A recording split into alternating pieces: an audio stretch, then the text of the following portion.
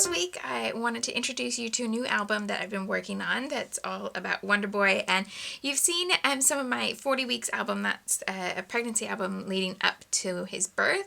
And now I've started in on an album that starts with his birth.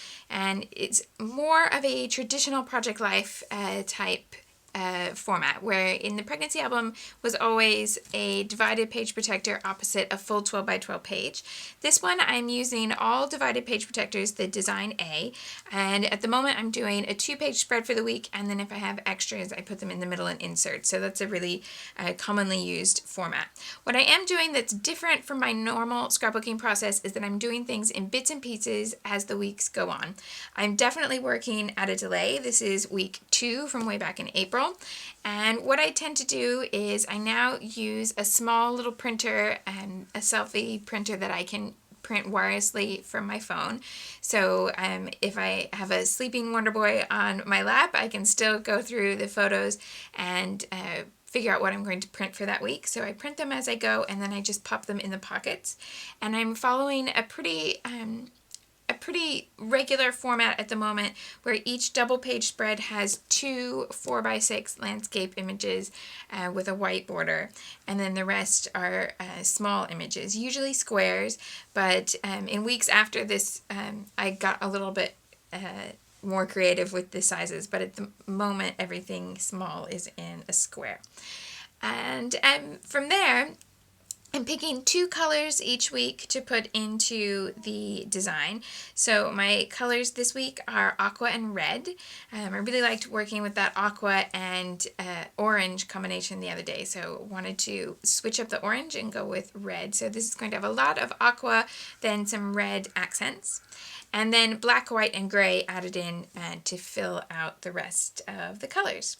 So even little things that I can do over the week, I just do them as I can and then slip them in the pocket. So the whole album is sat on a table that's just out of the way, and I can just run in and do one tiny little thing at a time. So for example, when I picked out this tiny little photo that I was going to include, I also that same day took this 3x4 card, ran it through my typewriter with the journaling, and other cards that I've handwritten journaling, and just pop them in a pocket, so that even though I'm way beyond week 2 in reality, I can still have journaling that was accurate for the time. I don't have to go back and rewrite everything. Sometimes I write it in a notebook, but quite often now I just write it on a 3x4 card and slip it into a pocket. Okay, so what I want to show you here is then how I go about making this match something that's a bit more like my own style. So these are just where I've picked the papers, put them in the pockets, and then picked which photo is going to go in each pocket. And I did that way back, say, either in week 2 or possibly in week 3. But now I need to make it all start to be an actual, real, finished layout. So one thing I did to make everything a little easier to put together is that I'm going to use the same label on all 4 of the larger photos in each spread. So one day I just stamped a whole bunch of them, and then another day I cut them all out. So I have a big stack of these, and it's this label stamp from the Amy Tangerine stamp set. And then one for each 4 has the line in between. They are actually 2 separate stamps, so you can use it with or without the line. And the one with the line is then the one that I use for the date, and I just use a roller date stamp to put those on, and then I can take the labels and find a good place for them on the photo each week. And this one, I should have thought a little bit more about where to place the date, because I need quite a lot of room, and I don't want to cover up his face or his hands in the picture. So I'm right there at the edge. But things like that, I've made it work for this particular one, and then it's lesson learned. I'll know for the next week that I need to pay more attention to where I'm stamping it. And then using just coordinating letter stickers, or number stickers in this case, to put the week number in, since I have that number sign there.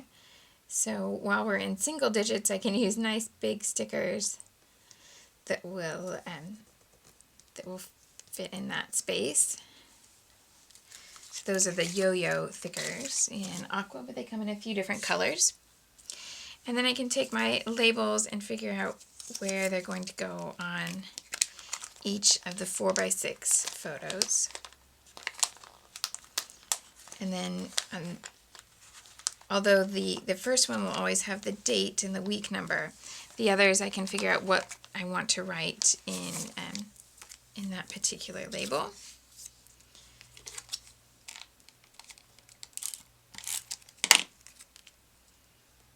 And just how much I want it to overlap, what corner is best. So sometimes I might only use a tiny little bit of it, and other times quite a lot.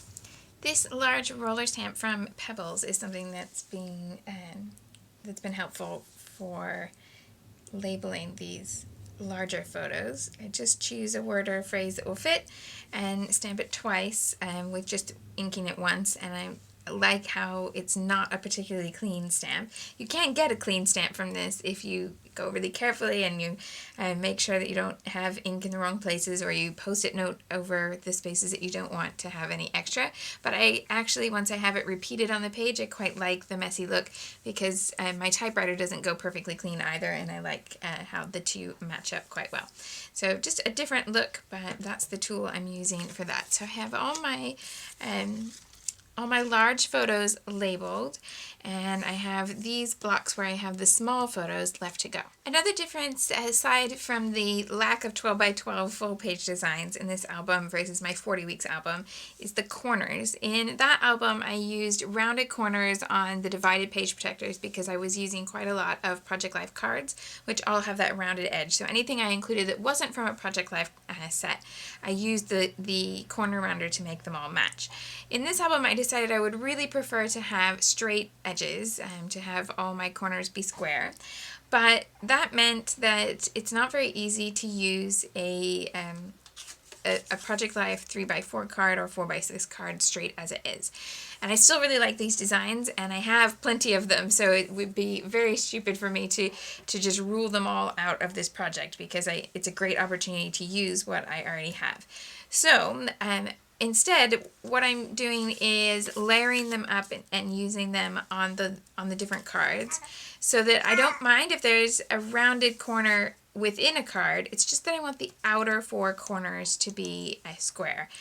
So I can start layering up different cards like this and make sure I have something that has some lines to write on, and I can look at the different colors, and that way I can mix and match the Project Life branded supplies in with the other elements.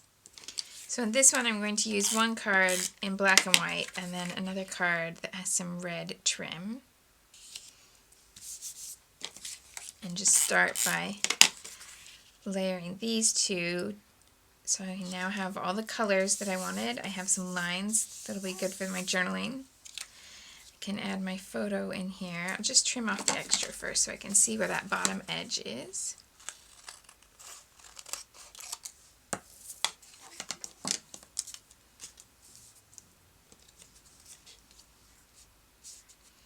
And I can figure out, do I want this to overlap?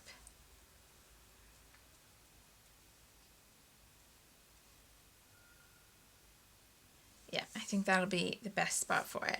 And you might notice that this tiny little photo here is the same photo as this. And that's just because sometimes I've noticed that some weeks I take way too many photos, some weeks I don't take nearly as many. I'm sure that's quite normal.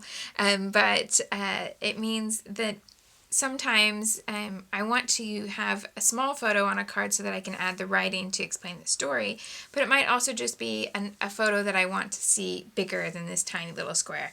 So I don't mind if on the same layout they're both included, as long as it doesn't mean that I'm ruling something else out. And in this week I have included all the photos I wanted to include, and I still had room to do that, so it works out quite well in that regard. Just going to add a matte to this particular photo to give it a little black edge. I'm going to use that black and white pattern paper that I've already included, and then get my journaling here. So I work on each card to about this level. So I have the background card, I have my photo, photo, I have my writing, but I haven't done any extra embellishment. I leave that until a little bit later. That's kind of my final step to all of the cards together. So I pop it back on the page protector in the spot where it's going to go. And then I just move on to the next card until I have all of them at that same level of having the photo and any background papers and the journaling, be that handwritten or typed.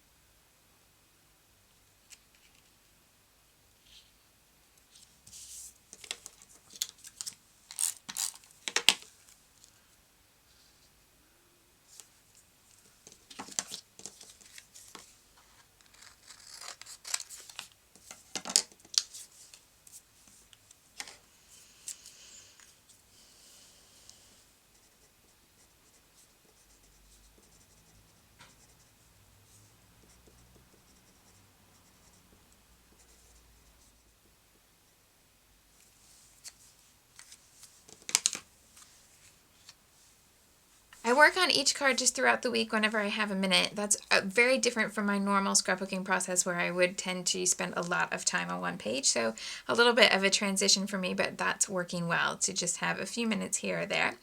And then once everything is kind of living in the album in that state, then when I have a little bit more time, I can go back and add embellishment if I think that that would improve and make things more my style. So a couple different things that I tend to do. One is to use smaller letter stickers to add little subtitles to different cards. I don't put a title on every single card because there's plenty of words already on the page, but sometimes there are things that just work well with letter stickers. And then the other thing I do is that when I'm using these cards where it's a partial card, or a partial bit of pattern paper, or I've cut this down from a 12 by 12 to a 3 by 4, I keep all of the little offcuts to the side just while I'm working on that particular week. And then I can go back and use punches or cut shapes from the offcuts to have a little bit more. So for example, I used this heart grid elsewhere on the page, but I've punched a heart from it so that I can put it in this empty space over here.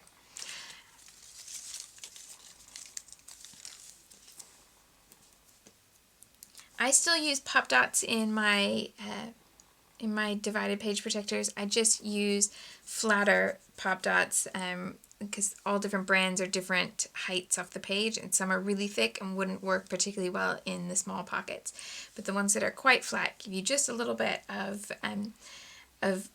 dimension on the page, but still make it possible for everything to fit in the pocket.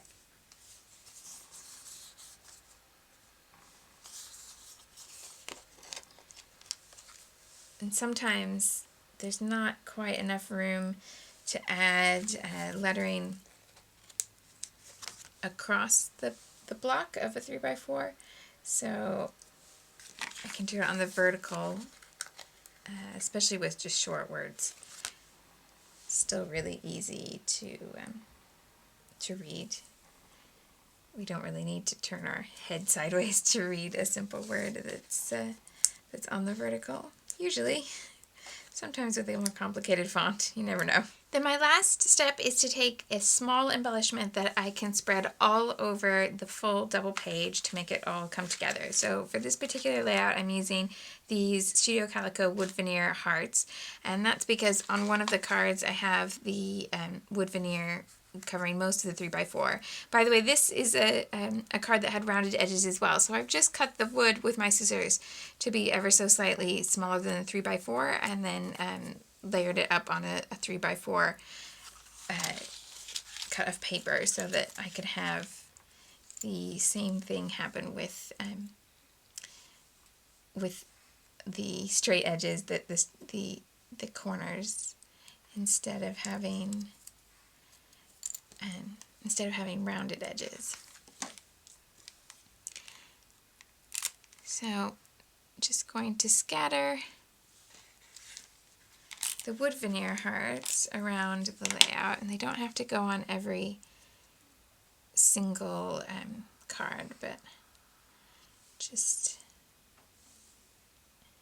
enough spots so that you can see that it continues across the whole layout, both pages.